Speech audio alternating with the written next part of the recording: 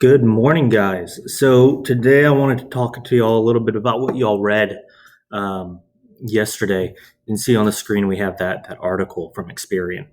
All right. So we know that debt occurs when people purchase things or finance or when they get things that they can't outright afford to pay in cash. Okay.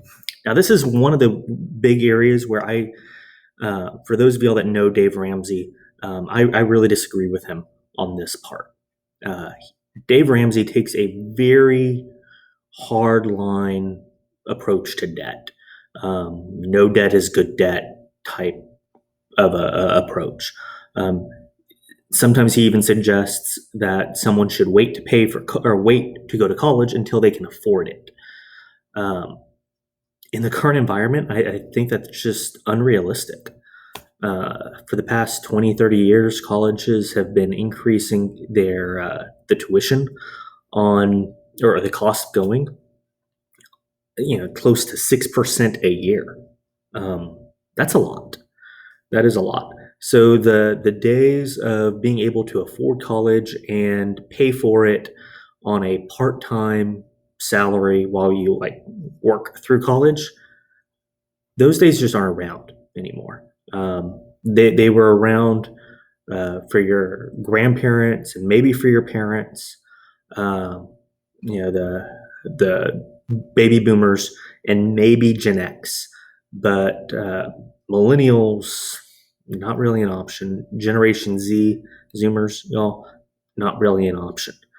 Um, so I look at debt more as a tool, right? And just like any tool, any of y'all are handy with or good with your hands. Just like any tool, it can be good or it can be used for bad. Um, I can take a hammer, put up a fence, or take a hammer and hurt someone. Right? It can be used. It's the hammer does not change its nature. It's still a tool, but it's either being used for good or being used for bad. Debt is the same way. It can be used for good or it can be used for bad. The the critical aspect, though, is knowing how debt functions and what you're actually getting involved with when you get into debt. Right? Just like if you're going to use a hammer or a nail gun, you need to know how to use it before you can actually use it for good. Right? Um, so that's what we're going to be talking about here. We're going to be looking at when we're identifying the critical parts of debt.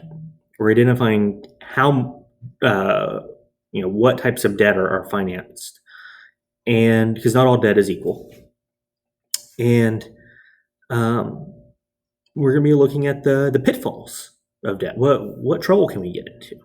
Okay, so one of the critical things I want to talk about here is in this second paragraph. One, we had 2019 debt topped 14 trillion for all consumer debt. Um, we could go into a whole thing about how growing consumer debt and then you hit a recession, a pandemic. Those aren't good recipes. But y'all know that already. Next sentence is what I want to hit on. Okay. And while high debt often carries a negative connotation, the good news is the average FICO scores of the US have never been higher, right? So let's talk about what a FICO score is. A FICO score is also known as a credit score, and it is essentially, it measures your likelihood of paying back money that you borrow. It typically there are three main credit reporting agencies, and so they vary a little bit, but by and large, a FICO score ranges from like 350 on the low end all the way up to 850 on the high end. The higher your FICO score, the better credit you have, and the more likely you are to pay it back. The lower your credit score, yeah, the harder time you're going to have. I had a financial client that I inherited, and he had a credit score at the time so bad that he could not even rent an apartment. His credit score was so low that apartments would not rent to him because his credit score showed that he didn't know how to manage his money. And from an apartment standpoint, it showed that what's the likelihood of this guy making rent every month? If he can't manage his money, it's probably not very likely. And so they wouldn't even rent to him. And he was staying at one of those extended stay motels that you pay for by a week at a time, and you pay up front. It's really expensive to be poor in this country, right? It is really expensive to be poor. And that phrase is nonetheless true when you look at FICO scores and credit, because remember, interest rates are the cost of borrowing money. So if you have someone with an 820 credit score, which is really good, it's exceptional, and they apply for a $5,000 loan, and you have another person with a 600, which is poor, it's okay, but it's normal to poor on that end.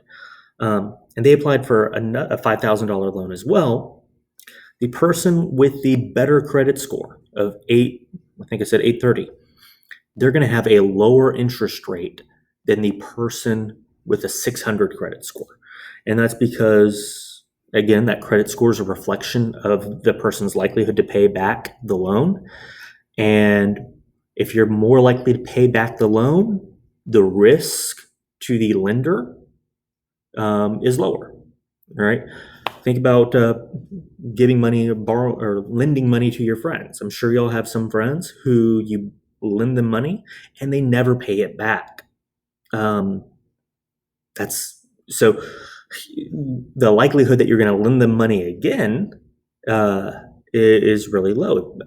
On the other side, if you had a friend that always paid you back like the next day, you wouldn't think twice about lending money to them, right? And that's a reflection of risk, right?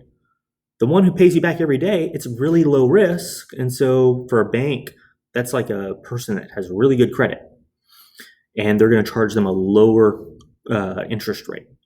The person who doesn't pay you back or has a wishy-washy tendency to pay you back, they're going to have really bad credit from the bank. And so they're going to have, banks may lend to them, but say, hey, we're going to lend you money. But because the risk of you not paying us is so much greater than the other guy, we're charging you a higher interest rate because we want to make sure that we're compensated for our risk. Okay.